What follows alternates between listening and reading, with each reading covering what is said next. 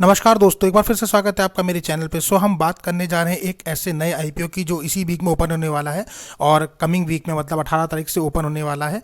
तो हम उसके बारे में डिटेल डिस्कशन करेंगे और जानेंगे उसके बारे में। और वो गैस डिस्ट्रीब्यूशन का काफ़ी जाना माना नाम है, उसका नाम है IRM एनर्जी के नाम से, और मोर देन 8 ईयर्स हो गए हैं इसे डिस्ट्रीब्यूशन में। तो ये जो है इनका नेटवर्क डिस्ट्रीब्यूशन कनेक्शन है और कस्टमर सेगमेंट में ये जोग्राफिकल एरिया की बात करेंगे। तो जानेंगे इसके आईपीओ के बारे में, जीएमपी फाइनेंशियल स्टेटस क्या है, इंपॉर्टेंट डेट्स क्या होने वाली हैं, और ये क्या बताता है इसमें हमें अप्लाई करना चाहिए या नहीं करना चाहिए, कैसा रहेगा आईपीओ पूरा। तो उससे पहले इस वीडियो को लाइक शेयर और सब्सक्राइब करना बिल्कुल ना भूलिए। अब दोस्तों बात कर लेते हैं IRM एनर्जी आईपीओ लिमिटेड की, जो कि इस वीक में आने वाला है। तो IRM इंजीनियरिंग जो कंपनी है, एनर्जी कंपनी, वो 2015 में इनकॉर्पोरेट हुई थी। और IRM इंजीनियरिंग जो है गैस डिस्ट्रीब्यूशन का काम करती है। The company is involve in developing, operating and expanding of local natural gas distribution network. तो इसका लोकल गैस का डिस्ट्रीब्यूशन का नेटवर्क है, यानी आप जान सकते हैं कि जो अब अपना घरों में यूज़ होता है वो वाला गैस। तो energy is the value driven energy enterprises servicing industrial, commercial, domestic and automobile customer. तो ये सारे मेन इसके कस्टमर हैं, जिसमें इंडस्ट्रियल भी हैं, कमर्शियल भी, डोमेस्टिक और ऑटोमोबाइल क्षेत्र के सारे कस्टमर्स हैं। दोस्तों company has marked in present in Banaskantha district the state of Gujarat. तो गुजरात में इनका मेन है एक। उसके अलावा फतेहगढ़ साहिब है जो कि स्टेट ऑफ पंजाब में है, वहाँ इनका है। दमन और दीव में इनका है, और सोमनाथ है जो कि यूनियन टेरिटरी दमन और दीव में पड़ती है और स्टेट ऑफ गुजरात है। तो इस टाइप से ये 4 लोकली कर रहे हैं। मेजर जो इनका काम है वो गुजरात में ही है, और थोड़ा सा पंजाब में देखने को मिल रहा है, और यूनियन टेरिटरी दमन और दीव में देखने को मिल रहा है।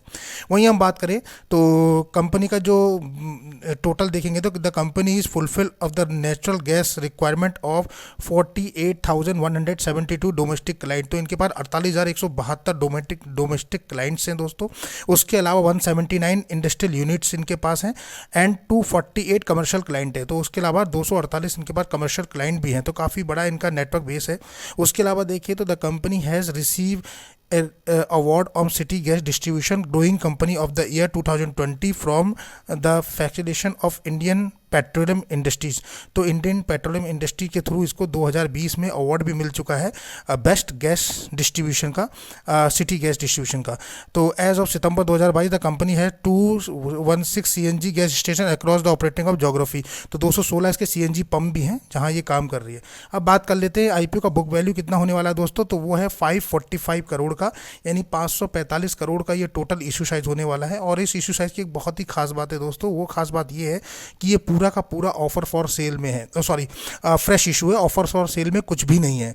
तो यानी कि ये बहुत अच्छा स्ट्रांग पॉइंट होता है जहां कंपनी पूरा का पूरा फ्रेश इशू लेकर आ रही है 545 करोड़ का आपके लिए। अब जो डेट्स की बात कर लें तो ये 18 तारीख को ओपन होने जा रहा है दोस्तों, और 20 अक्टूबर को क्लोज हो जाएगा। वहीं फेस वैल्यू जो है 10 रुपये पर शेयर रखी गई है। प्राइस बैंड की अगर हम बात करते हैं तो 480 रुपये से 505 रुपये के बीच में प्राइस बैंड रखा गया है। वहीं लॉट साइज की बात करें तो 29 शेयर का एक लॉट बनने जा रहा है। टोटल इशू साइज है 545 करोड़ का, और जैसा कि हमने पहले ही बोला था टोटल जो इशू साइज है वो पूरा फ्रेश इशू है 545। तो ये काफ़ी स्ट्रॉन्ग इंडिकेशन देता है, बिकॉज ऑफर फॉर सेल जो प्रमोटर है वो अपनी होल्डिंग नहीं बेच रहे हैं। तो 545 करोड़ का फ्रेश इशू है। इम्प्लाई की अगर बात करें तो उनको 48 रुपीज़ पर शेयर पर डिस्काउंट मिल रहा है, और ये आईपीओ जो है आपको NSE और BSE दोनों पे ही लिस्टेड होते दिखाई देगा। वहीं आईपीओ के इंपॉर्टेंट डेट की बात कर लें, कौन से इंपॉर्टेंट डेट होने जा रहे हैं एक बार फिर से नोट कर लीजिए दोस्तों। तो आईपीओ ओपन होने जा रहा है 18 अक्टूबर 2023 को।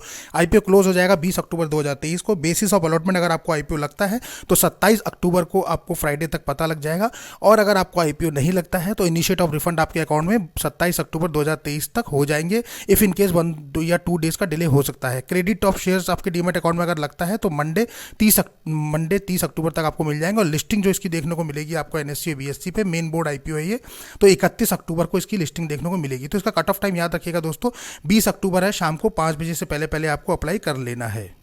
तो दोस्तों बात कर लेते हैं इसमें पर शेयर लॉट क्या चल रहा है। तो रिटेल कैटेगरी में 1 लॉट है जिसमें 29 शेयर आपको मिलेंगे, 14,645 रुपये पे करना है। वहीं रिटेल मैक्सिमम के लिए 13 लॉट है, 377 शेयर का लॉट होगा, 1,90,000 रुपये देने पड़ेंगे। वहीं स्मॉल HNI के लिए 14 का लॉट है, 406 शेयर मिलेंगे और 2,05,000 देने हैं। और वहीं स्मॉल HNI मैक्सिमम के लिए 68 लॉट लगा सकते हैं, 1,972 शेयर मिलेंगे, 9,95,860 रुपये पे करने होंगे। बिग HNI कैटेगरी में 69 लॉट अप्लाई कर सकते हैं, 2,001 शेयर मिलेंगे और 10,10,505 रुपये लगा सकते हैं। तो इस टाइप से जो है लॉट्स का डिस्ट्रीब्यूशन है और इसमें रिटेल कैटेगरी के लिए है। तो अब हम बात करते हैं कंपनी होल्डिंग की। कंपनी होल्डिंग पैटर्न क्या बता रहा है, तो IRM एनर्जी IPO का जो प्रोमोटर होल्डिंग है डॉक्टर राजीव इंद्र वर्धन है, मोदी जी इसके प्रोमोटर हैं। उसके अलावा कैंडला फार्मास्यूटिकल लिमिटेड इसका प्रोमोटर है और IRM ट्रस्ट इसका जो है वो प्रोमोटर है। तो 3 इसके मेजर प्रोमोटर हैं। शेयर होल्डिंग पैटर्न की बात करें तो शेयर होल्डर जो प्री इश्यूएंस है वो 67.94% है। और कितना ये डाइल्यूट कर देंगे इसके बाद, तो अभी तक कोई डिस्क्लोज दिया नहीं है इसमें दोस्तों, तो यहाँ कोई दिख नहीं रहा है। दूसरा, अगर रिजर्वेशन कोटे की बात करें तो QIB के लिए यहाँ 50% कंपनी ने ऑफर किया है। वहीं रिटेल कैटेगरी के लिए जो खुशखबरी की बात है वो 35% मिला है। अभी तक 10% का दिख रहा था बीच में जो IPOs आए थे, पर इसमें 35% रिटेल को दिया गया है और HNI को सिर्फ 15% का कोटा दिया गया है। तो बहुत अच्छा दिया गया है, मतलब 50% QIB के पास, 35% रिटेल और 15% HNI के पास रहेगा। अब बात कर लेते हैं प्रॉफिट और लॉस की और कंपनी के फाइनेंशियल पैरामीटर की क्या दिखा रहा है। तो IRM energy limited revenue increasing by 90% and profit after tax यानी PAT ड्रॉप्ड बाय -50.69% हुआ है between the financial year ending with March 31, 2030 and March 31, 2022 में जो है इनका 90% के लगभग प्रॉफिट हुआ था, जिसमें कि डिक्रीज ट्रेंड में दूसरे साल में जो है -50% के लगभग गया था। अब बात कर लेते हैं तो 4 साल के पैरामीटर की बात करेंगे 20, 21, 22, 23 की, और एक क्वार्टर भी इसमें इन्होंने दिया हुआ है जो कि जून क्वार्टर है 2023 का, उसकी भी बात करते हैं। तो सबसे पहले क्वार्टर की बात कर लेते हैं, क्वार्टर में क्या रहा। तो 30 जून 2023 तक का अगर हम क्वार्टर का एनालाइज करें तो एसिड कंपनी के पास जो है वो 838 करोड़ के थे। वहीं रेवेन्यू की बात करें तो 248 करोड़, प्रॉफिट आफ्टर टैक्स की बात करें तो 26 करोड़ के लगभग निकाला है कंपनी। नेटवर्थ की बात करें तो 373 करोड़ के लगभग कंपनी ने निकाला है। वहीं बात करें रिजर्व सरप्लस की तो अभी तक कुछ दिख नहीं रहा है एज ऑन 30 जून 2023 तक, और टोटल बोरिंग कंपनी के पास 321 करोड़ के लगभग हैं। अगर पिछले 4 सालों का एनालाइज करते हैं 20, 21, 22, 23, तो एसेट जो है कंपनी के 2067 करोड़ से बढ़ के 7,792 करोड़ तक पहुंच गए। काफ़ी अच्छा एसेट में दिया है। रेवेन्यू की बात करें 166, 212, 549 और 1045, काफ़ी अच्छा बढ़ा है। प्रॉफिट आफ्टर टैक्स की बात करें तो 2020 में था 21 करोड़, फिर हुआ 21 में 34 करोड़, 2022 में हो गया 128 करोड़ और 2023 में हो गया 63 करोड़ के लगभग, थोड़ा सा डिप गया है। नेटवर्थ की बात करें तो 74 करोड़ से स्टार्ट किया था 2020 में, और 2022-23 की बात करें 23 में जाके 346 करोड़ हो गया, यानी 74 करोड़ से 46 करोड़, काफ़ी अच्छा नेटवर्थ बढ़ा है। रिजर्व और सरप्लस की वहीं बात करें तो 30 करोड़ का था 2020 में, 21 में बढ़ के हो गया 67 करोड़ और 22 में बढ़ के हो गया 193 करोड़, तो काफ़ी अच्छा रिजर्व था कंपनी में। अभी इसमें कुछ अपडेट नहीं दिया है 23 का। टोटल बोरिंग की बात करें तो वो भी एक कंसर्न है, काफ़ी बढ़ रहा है, 146 करोड़ से बढ़ते आज 303 करोड़ तक पहुंच गया है। और अभी जो क्वार्टर का देखें तो 321 करोड़ के लगभग दिखाई दे रहा है दोस्तों। तो बोरिंग एक कंसर्न पैरामीटर है यहाँ। बाकी अदर पैरामीटर की बात करें तो काफ़ी अच्छे दिख रहे हैं, लेकिन बोरिंग का जो कंसर्न है दोस्तों वो बढ़ते हुए ट्रेंड में दिखाई दे रहा है अभी तक हमें।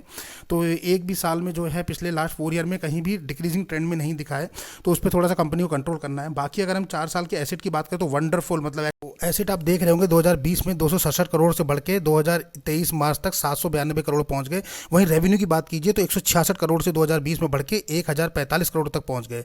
वहीं अगर प्रॉफिट आफ्टर टैक्स की बात करें तो 21 करोड़ से कंपनी ने बढ़ा के आज तकरीबन 63 करोड़ पे लगभग पहुंचा के खड़ा कर दिया। थोड़ा सा डाउन गया है 63, उससे पहले 128 करोड़ था 2022 की बात करें। वहीं नेटवर्थ की बात करें तो कंपनी ने अपनी नेटवर्थ 74 करोड़ से बढ़ा के आज की डेट में 346 करोड़ और अभी की देखें तो 373 करोड़ के लगभग बढ़ा दी है। रिजर्व और सरप्लस कंपनी के पास केवल अपडेटेड 2022 तक के हैं, जो कि 193 करोड़ दिखा रहा है। बोरिंग की बात करें तो वो भी जो है डेप्थ भी बढ़ता ही जा रहा है। कंपनी 146 करोड़ से 321 करोड़ के लगभग पहुंच चुका है दोस्तों। तो ये डेप्थ का एक कंसर्न है। बाकी अदर पैरामीटर में कंपनी काफ़ी अच्छी स्ट्रॉन्ग इंडिकेशन दे रही है। तो हम ओवरऑल अगर सारे पैरामीटर्स को देखें तो एसेट बहुत अच्छा है, रेवेन्यू बहुत अच्छा है, नेटवर्थ बहुत अच्छी है, रिजर्व और सरप्लस अभी तक के अच्छे थे। अगर अपडेट हो जाए तो 6 आउट ऑफ 4 इसको रेटिंग दी है, 6 में से 4 की रेटिंग गई है फाइनेंशियल में। तो हम ये कह सकते हैं कि गुड फाइनेंशियल है, इसके अच्छे फाइनेंशियल है और स्ट्रॉन्ग इंडिकेशन दे रहे हैं फाइनेंशियल। जो स्ट्रॉन्ग इसके पिलर हैं वो एसेट है, एसेट काफ़ी स्ट्रॉन्ग है इसका। अगर हम रेवेन्यू पार्ट की बात करें तो रेवेन्यू काफ़ी कंपनी का स्ट्रॉन्ग है, लास्ट 4 साल का हमने एनालाइज किया, उसके अलावा एक क्वार्टर भी लिया तो काफ़ी अच्छा है। नेटवर्थ की बात करें तो वो भी काफ़ी अच्छी है और रिजर्व कंपनी के काफ़ी अच्छे हैं। तो ये 4 पैरामीटर हैं जो काफ़ी स्ट्रॉन्ग फीलिंग दे रहे हैं हमको। अब बात कर लेते हैं दोस्तों बोरिंग की। तो बोरिंग तो इसमें कंसर्न एक बना हुआ है। बोरिंग को हमें देखना पड़ेगा दोस्तों कि बोरिंग पे कंपनी क्या एक्शन लेती है आगे चल के, या कंपनी ने बोरिंग के लिए कुछ प्लान बनाया है, प्लान ऑफ एक्शन किया होगा तो डेफिनेटली कंपनी फिर अच्छी रहेगी। क्योंकि कंसर्न जो है वो बोरिंग पार्टियों में इसमें दिखाई दे रहा है, जो डेप्थ का है वो काफ़ी बड़ा रेशियो है, तो वहाँ कंपनी को थोड़ा सा काम करने की ज़रूरत है। तो depth is very high ratio पे दिखाई दे रहा है हमें, तो वो थोड़ा सा कंसर्न है। बाकी सारे पैरामीटर अच्छे हैं। प्रॉफिट आफ्टर टैक्स भी थोड़ा सा कंसर्न एरिया में था। अगर की परफॉर्मेंस इंडिकेटर की बात करें वो क्या बोल रहे हैं, तो अगर हम देखेंगे तो इसका पी देखिए 24.13 है। 24 काफ़ी अच्छा पी है, 15 से ऊपर पी अच्छा रहता है, तो 24 है, एक्सीलेंट कैटेगरी का है। आरओई की बात करते हैं तो 18.23 है, बहुत अच्छा है। रिटर्न ऑफ इक्विटी काफ़ी अच्छा दे रहा है, बहुत बढ़िया। आरओसी की बात करें तो 14.99 है, वो भी एवरेज पे है, क्योंकि 15 से ऊपर का हम गुड मानते हैं और एक्सीलेंट मानते हैं, तो 14.9 मतलब एवरेज पे है। डेप्थ ऑफ इक्विटी की बात करें तो 0.93 के लगभग दिख रहा है, तो 1 से नीचे हम अच्छा ही मानते हैं, तो हम इसे एवरेज मान सकते हैं, बिकॉज कंपनी पे अभी डेप्थ है, पर कंपनी का डेप्थ पे काम कर रही है और रिजर्व और सरप्लस कंपनी के पास है, तो इसलिए जो है इसका डेप्थ ऑफ इक्विटी 1 से नीचे है, तो काफ़ी अच्छा है। तो लेकिन फिर भी कंसर्न बना हुआ है दोस्तों कि कंपनी इस पर क्या एक्शन लेती है आगे इन फ्यूचर, वो बहुत इंपॉर्टेंट है रिजर्व और सरप्लस के ऊपर। तो रिजर्व और सरप्लस है, इसलिए कंपनी का डेप्थ ऑफ इक्विटी थोड़ा सा डाउन है, पर कंपनी को डेप्थ ऑफ इक्विटी पे काम करना पड़ेगा और अपने डेप्थ पे देखना पड़ेगा। वहीं बात कर ले ईपीएस की तो ईपीएस काफ़ी अच्छा है, 20.93 है अर्निंग पर शेयर, तो काफ़ी अच्छा एक्सलेंट कैटेगरी का है। और RONW की अगर बात करें, यानी कि रिटर्न ऑफ नेट वर्थ की बात करें, तो वो भी काफ़ी अच्छा निकल के आ रहा है, 18.23, तो 18% के लगभग रिटर्न ऑफ नेट वर्थ है, तो वो भी काफ़ी अच्छा है दोस्तों, 15 से ऊपर काफ़ी अच्छा रहता है। तो मतलब सारे पैरामीटर अगर हम देखें एक नज़र में तो काफ़ी अच्छे हैं, जो भी इंडिकेशन बता रहे हैं, केपीआई पैरामीटर जो भी इसके दिखा रहे हैं वो काफ़ी अच्छे हैं। ऑल की इंडिकेटर्स जो है वो हमें बता रहे हैं कि कंपनी जो है काफ़ी स्ट्रांग है, शो कर रहे हैं वो कि स्ट्रांग फाइनेंशियल पैरामीटर हैं कंपनी के। एक दो चीज़ें हैं जहां कंपनी को फोकस करने की ज़रूरत है, अगर वहां फोकस करती है कंपनी तो डेफिनेटली कंपनी जो है लॉन्ग टर्म में भी अच्छा सस्टेन करेगी और लॉन्ग टर्म के लिए भी हम इसे रख सकते हैं दोस्तों। तो फाइनेंशियली पैरामीटर पर अगर हम देखें तो अब हमने ऑलरेडी रैंकिंग दे दी है, 6 आउट ऑफ 4 की लगभग के हमने इसे दी है। तो अब ऑब्जेक्टिव ऑफ इशू की बात करें कि किस ऑब्जेक्टिव के लिए कंपनी ये लेकर आई है, तो funding expansion requirement of the development of the city gas distribution network in the geography areas of Namkan and Tiruchirappalli Tamil Nadu में इन फाइनेंशियल 2024 और फाइनेंशियल 2025 और 2026 तक का इनका प्लान है, अगले 3 साल का। तो काफ़ी अच्छा इनका एम है, इसे कह सकते हैं गुड एम। 2026 तक का इन्होंने बनाया कि इन्हें डिस्ट्रीब्यूशन नेटवर्क को बढ़ाना है, प्रीपेमेंट और repayment for the R portion of certain outstanding borrowing available in the company. तो ये बहुत अच्छा काम किया कि कंपनी अपनी बोरिंग्स जो भी है उसको रिड्यूस कर रही है। और तीसरा है जनरल कॉर्पोरेट पर्पस। तो यहाँ हमने कंपनी का एक गोल देख लिया क्लियरली कि नेक्स्ट 3 ईयर्स में कंपनी का जो मेन मोटो है वो गैस डिस्ट्रीब्यूशन नेटवर्क को अपने बढ़ाना है और स्टेट में भी रखना है। अभी तक गुजरात और पंजाब के अलावा जो उनका है वो तमिलनाडु में भी लेके जाएंगे, यानी साउथ में भी अपना काम बढ़ाएंगे, एक्सपेंड करेंगे। और उसके अलावा बोरिंग और रीपेमेंट को जो है वो खत्म करना है, कम करना है। तो इट मीन्स कि कंपनी लॉन्ग टर्म के लिए काफ़ी अच्छा सोच रही है।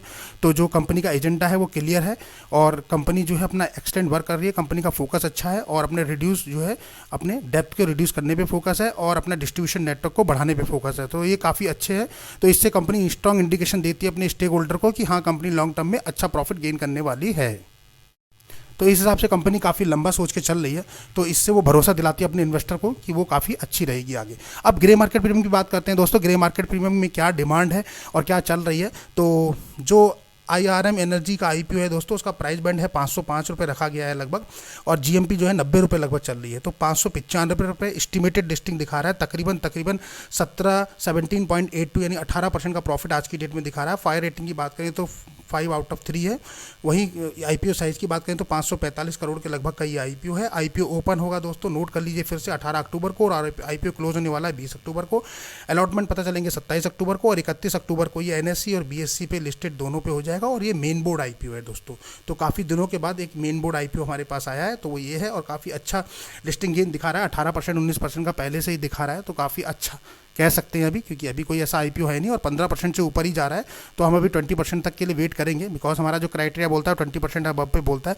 प्रॉफिट पर लॉट की अगर बात करें तो 29 शेयर का एक लॉट है, 90 रुपये लगभग चल रहा है अभी GMP, तो 2610 रुपये पर लॉट पे प्रॉफिट दिखा रहा है आज की डेट में।